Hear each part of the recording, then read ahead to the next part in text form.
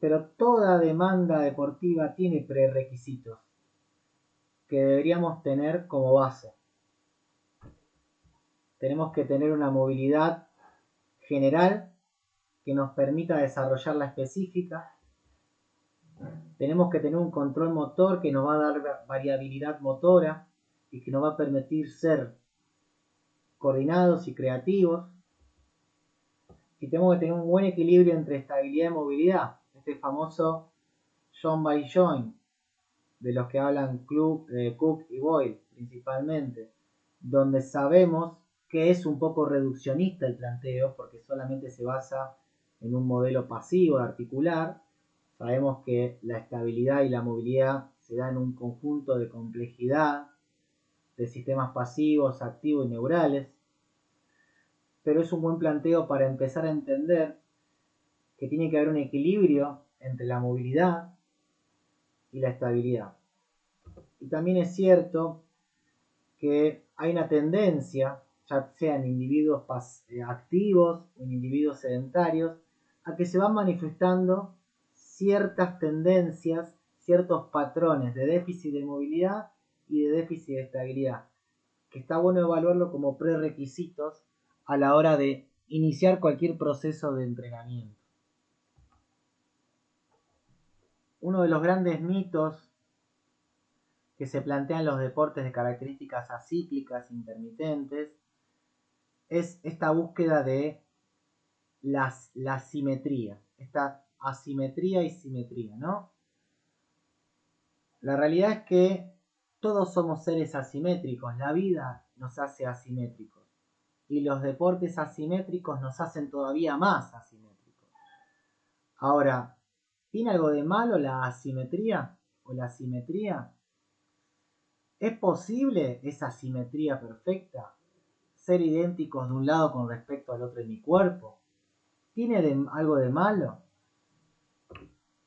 La realidad es que la simetría no es una solución y prácticamente en ningún caso. Ya hay varios estudios como este que ven ahí, que se hizo muy famoso porque es el estudio de la zona media de Nadal, cómo se ve la asimetría del oblicuo de un hemicuerpo abdominal en el recto anterior, contralateral al saque, lo cual es bastante común. La cuestión es que comprender que la asimetría puede ser específica de cada demanda deportiva y que la clave debe ser garantizar los niveles mínimos de simetría que sean seguros y que permitan el rendimiento óptimo, porque muchas veces esa búsqueda de simetría exagerada puede condicionar el rendimiento. Hace poco hice un post en el Instagram, que hago muchos posts todas las semanas, en donde en estos deportes, incluso los considerados simétricos como gimnasia artística, halterofilia, existen asimetrías. Y la pregunta es, ¿no será que estas asimetrías permiten el cierto grado de simetría?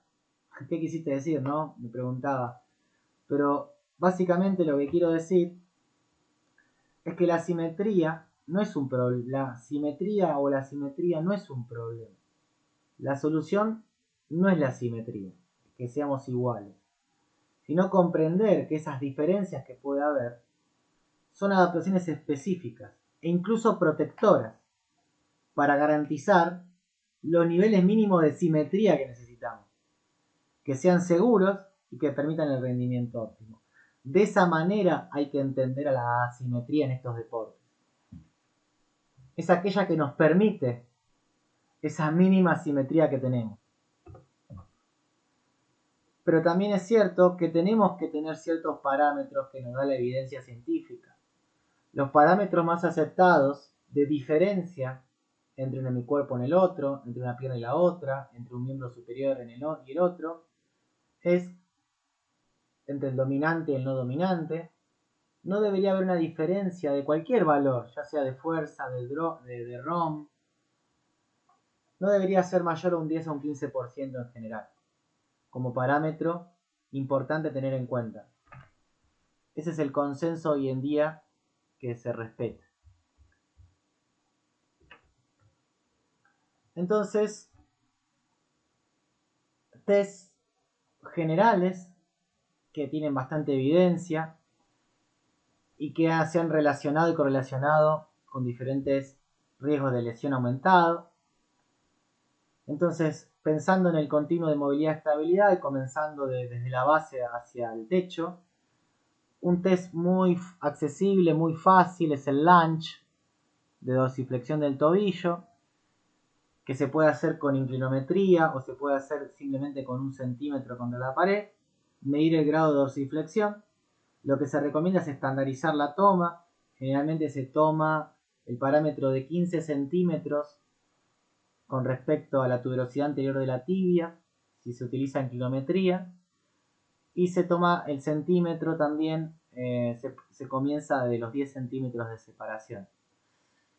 Es un test muy sencillo, que está por todos lados, es muy útil. Y hay que estandarizar también la posición del pie posterior, porque también se ha comprobado que varía el rango de movimiento. Entonces, también estandarizar si el pie se permite apoyar el talón o no, si permite levantarse o directamente no se apoya el pie posterior.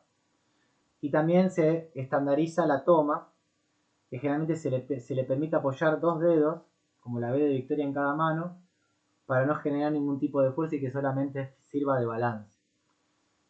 Y bueno, hay diferentes evidencias.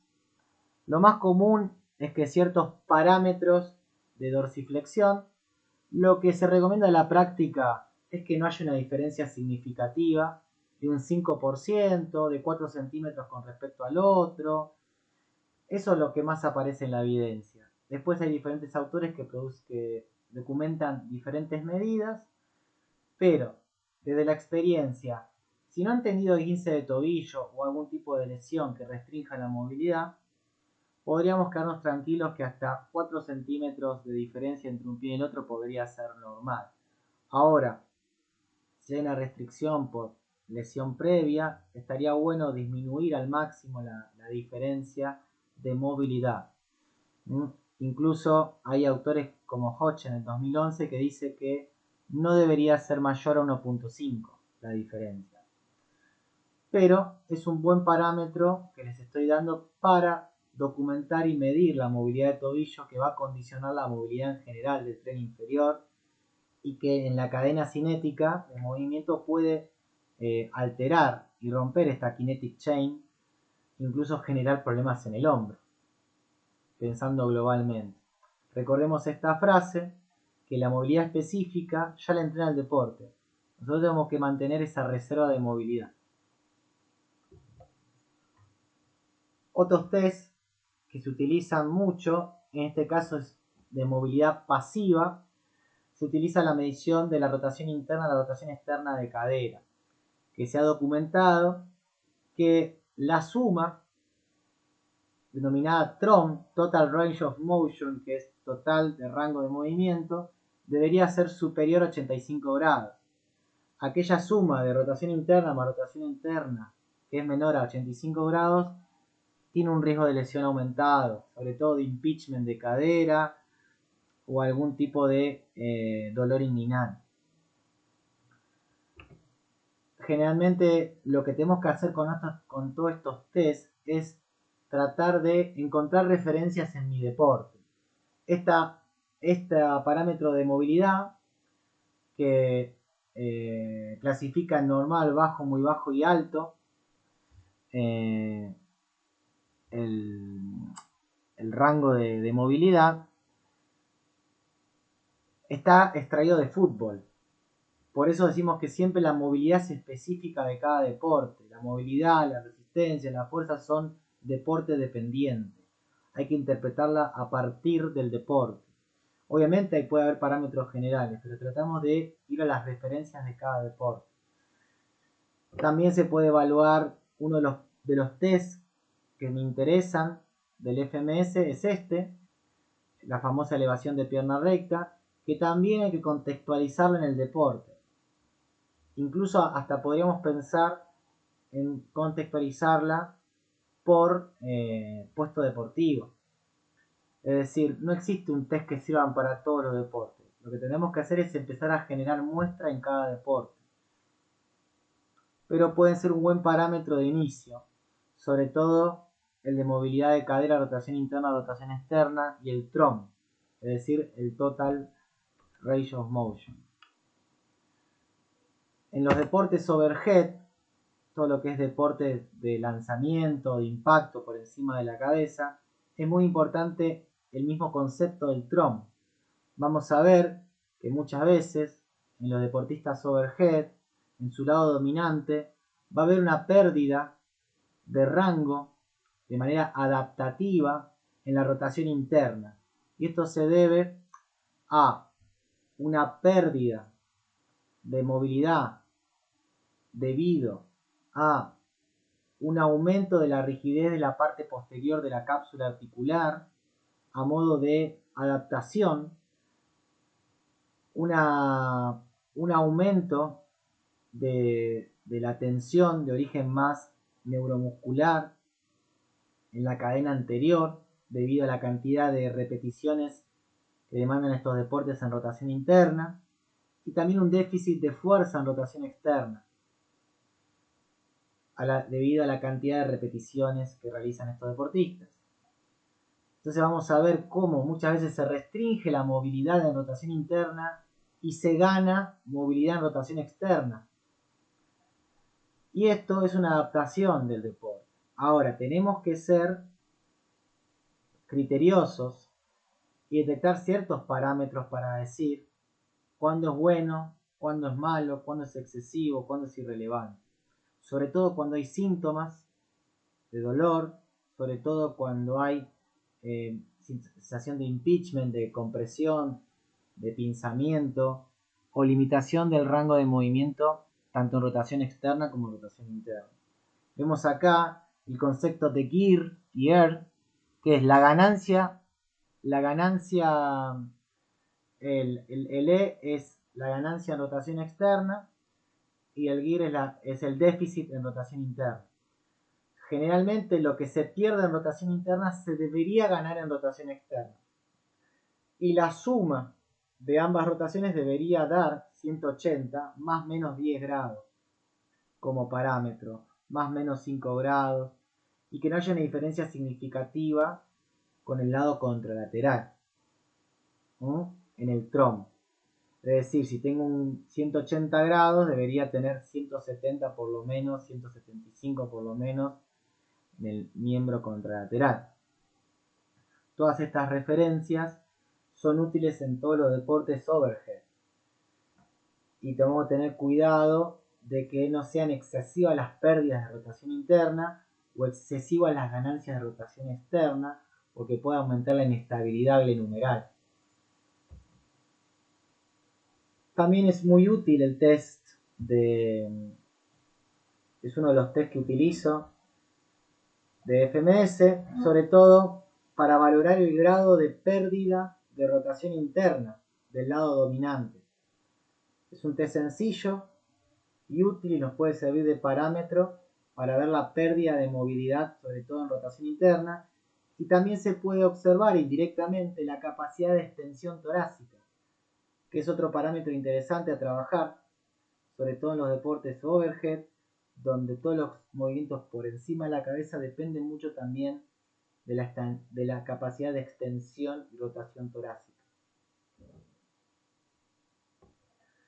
Entonces vimos los test de movilidad general, tobillo, cadera y glenumeral, hombro. Y ahora pensando en la estabilidad, uno lo primero que piensa es en todos los ejercicios de core y piensa en esa transferencia a los gestos deportivos. La realidad es que ya sabemos que esa transferencia, esa mejora de un gesto motor sin haberlo trabajado directamente, es bastante difícil y muchas veces es un modelo teórico, y que realmente la alta especificidad de la activación de las diferentes demandas deportivas hace que el entrenamiento del core solamente beneficie directamente al gesto deportivo si las posturas, las velocidades, los tipos de contracción son similares a las producidas por las habilidades motoras. Sabiendo eso, nosotros tenemos que generar líneas de entrenamiento que nos acerquen cada vez más a las activaciones, a las velocidades, a las contracciones, a las posturas. Ahora bien, desde un punto de vista general, podemos valorar que se garanticen ciertos niveles de estabilidad general y que a través del entrenamiento nos acerquemos cada vez más a la especificidad.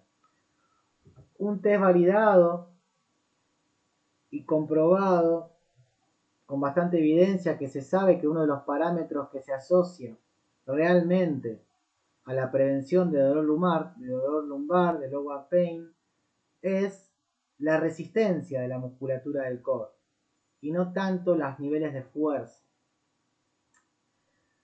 Uno de los test más usados y protocolos más usados y que tiene más referencias es el de Stewart-McGill, que después podemos decir si estamos de acuerdo, si no estamos de acuerdo, pero la realidad es que es uno de los test que tiene referencias y que también tiene referencias en algunos deportes.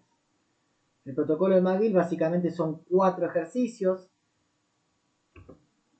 de cúbito prono, de cúbito lateral, el extensor y el flexion, o el trunk flexion, que son test isométricos, de resistencia isométrica, que lo que busca es establecer parámetros de fatiga, de resistencia muscular, en el mantenimiento de una posición estable de la columna, y se saca ratios, y se clasifican en hombres, mujeres, más o menos el desvío estándar, y se establecen ratios de relación entre los diferentes tests para establecer un criterio de base.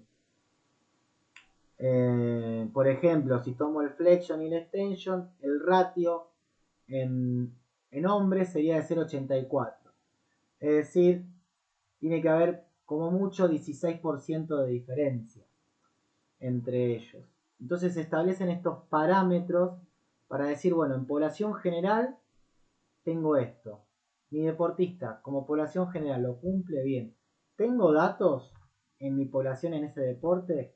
No. Bueno, tengo que empezar a generar datos. Pero por lo menos tenemos un parámetro de salud.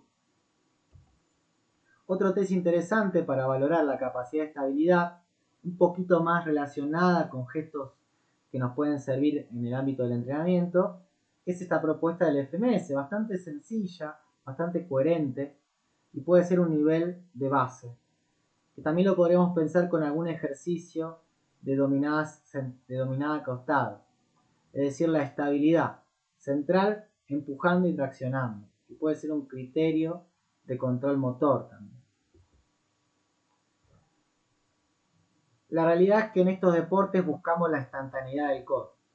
Este es un post que hice para la gente educando movimiento hace varios años ya, donde intentamos definir el objetivo final del entrenamiento de la estabilidad central para la transferencia distal. Y lo que buscamos es entender al core como un generador de momentos de fuerza que me permitan activarme, ajustarme de manera instantánea a las situaciones cambiantes las situaciones cambiantes del juego, para poder frenar o ponerme en movimiento, chocar, poder lanzar sin perder calidad, poder impactar sin perder calidad, a pesar de las perturbaciones que nos está generando el contexto del juego.